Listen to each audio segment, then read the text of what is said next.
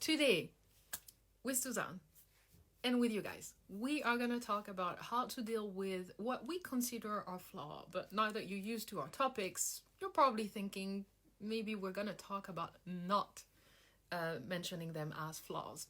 Where are you? Hey, so can we do a quick test because I am on a Yes. porch because Okay. everything in the house is so dark. Can you hear me and do you have a lot of background noise?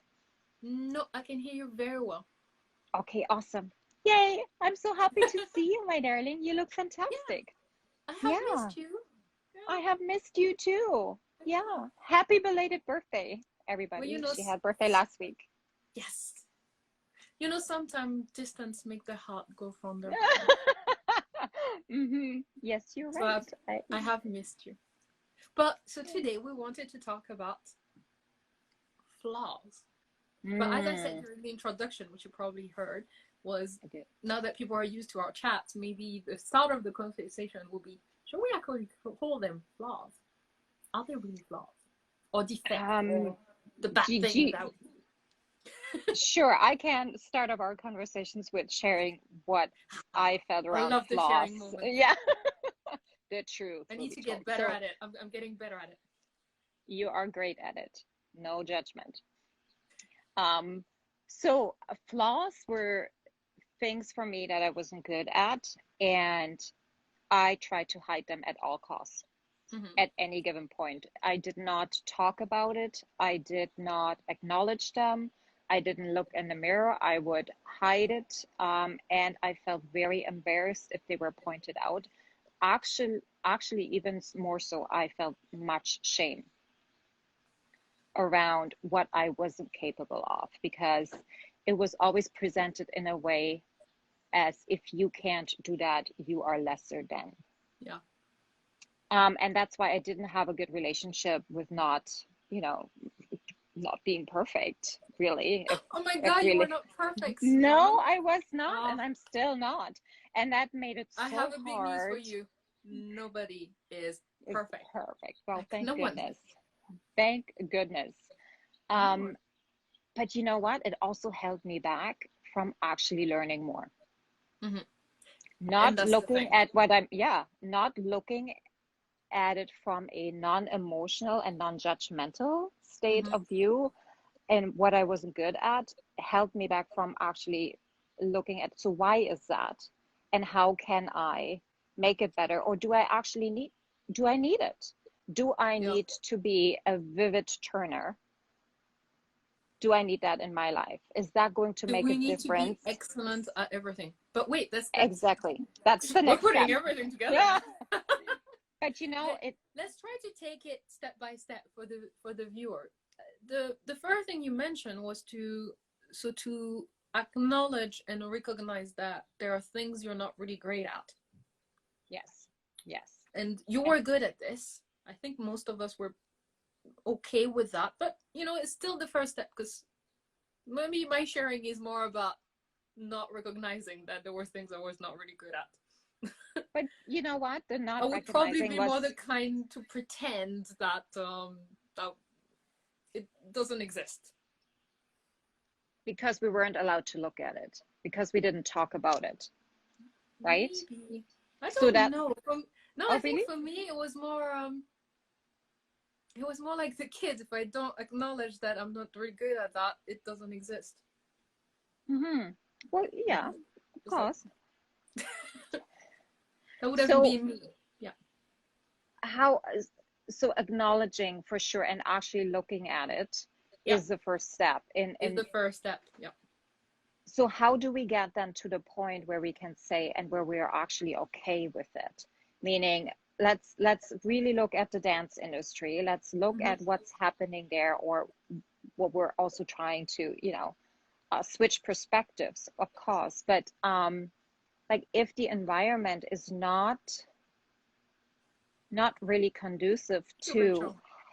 hi Rachel, thank you, to have that kind of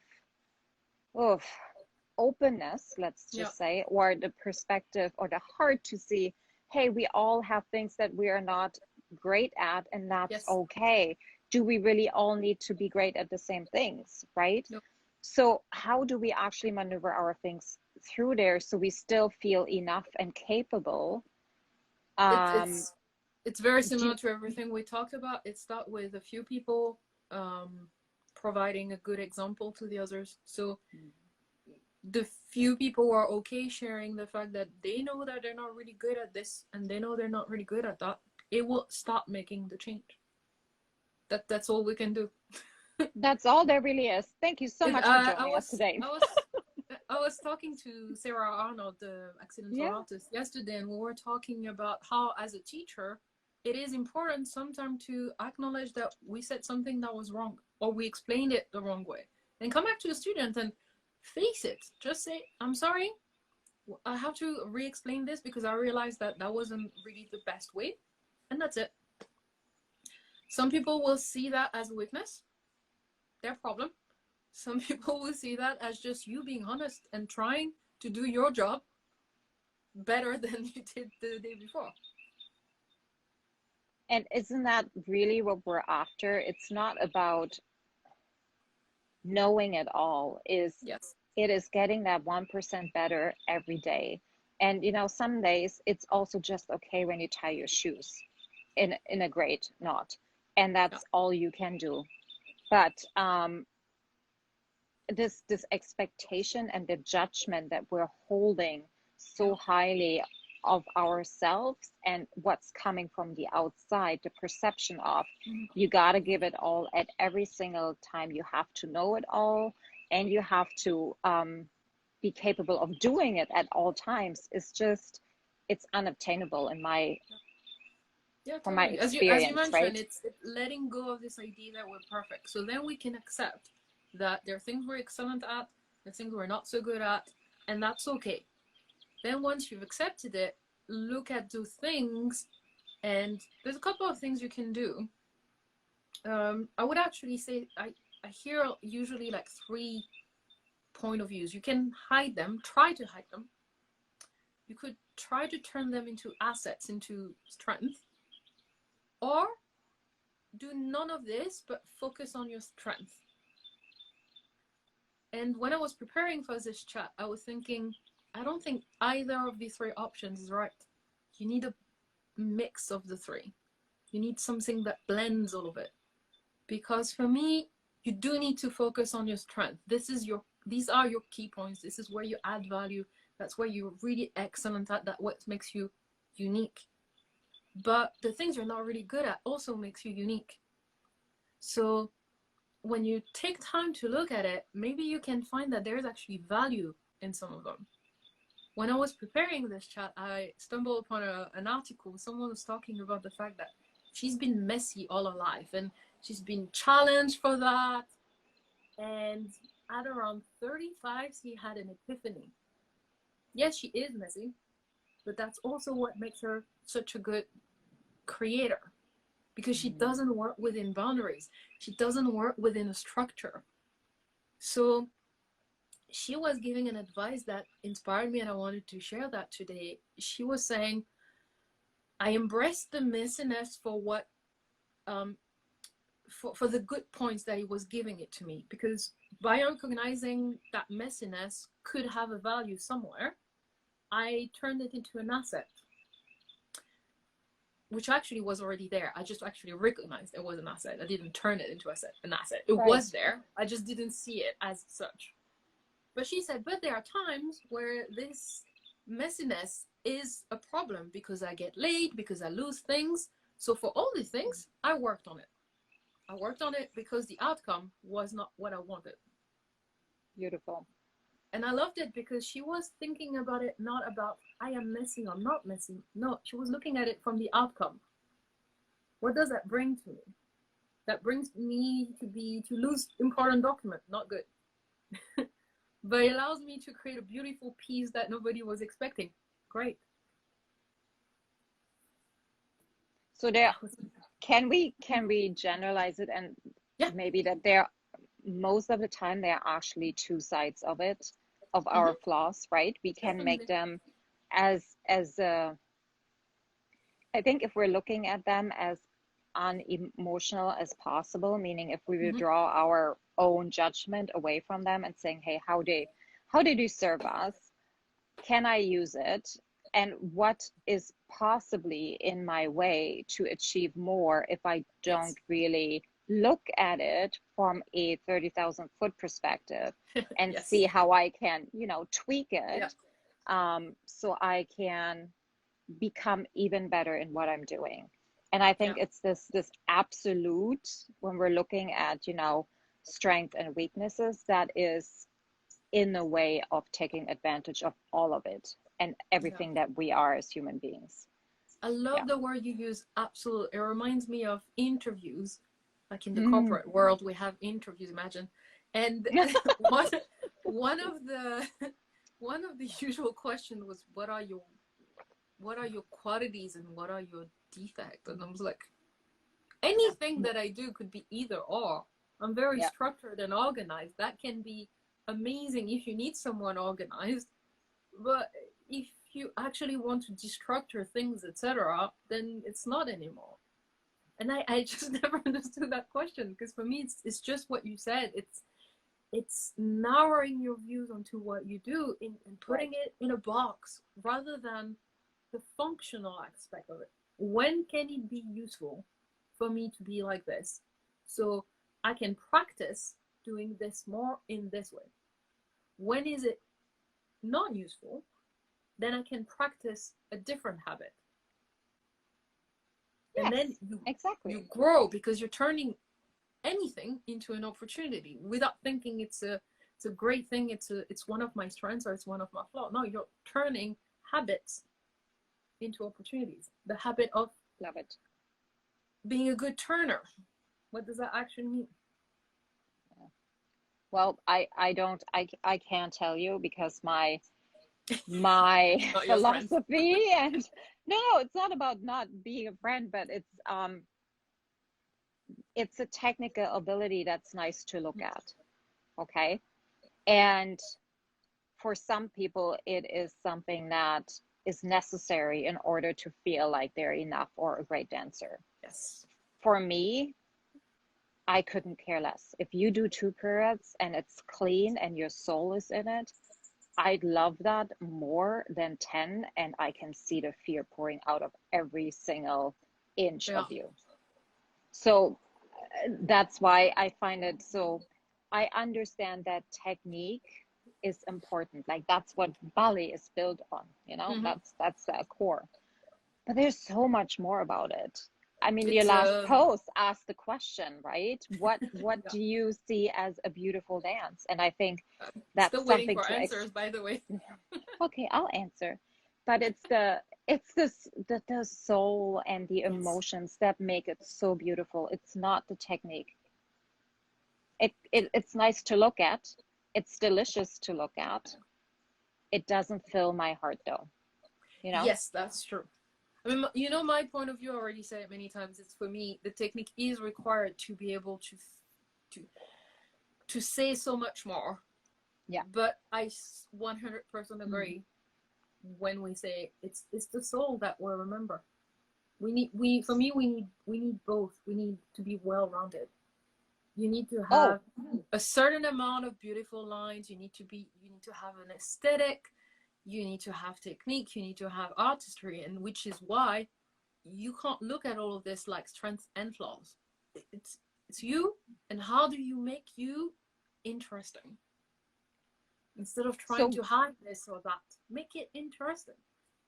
exactly. And that starts with accepting exactly the way you are and understanding that you always will be a work in progress, regardless where you're at.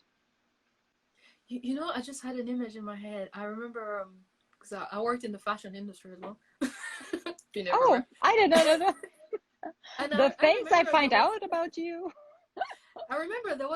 a model. I forgot her name. I am so sorry. If someone knows, please comment. She has vitiligo, so her all this part of her face is completely discolored. Okay. And she could have grown up thinking it was a flaw, and actually, I don't know. Maybe she did, but um, she managed to be at some point in the industry where they were looking for different. people with different faces, different body figures. And she's been spotted for that because there was something extremely interesting in everything. And the fact that her half of her face was discolored actually made it even more interesting. Instead of thinking, oh, she's ugly, like, what's wrong with her face?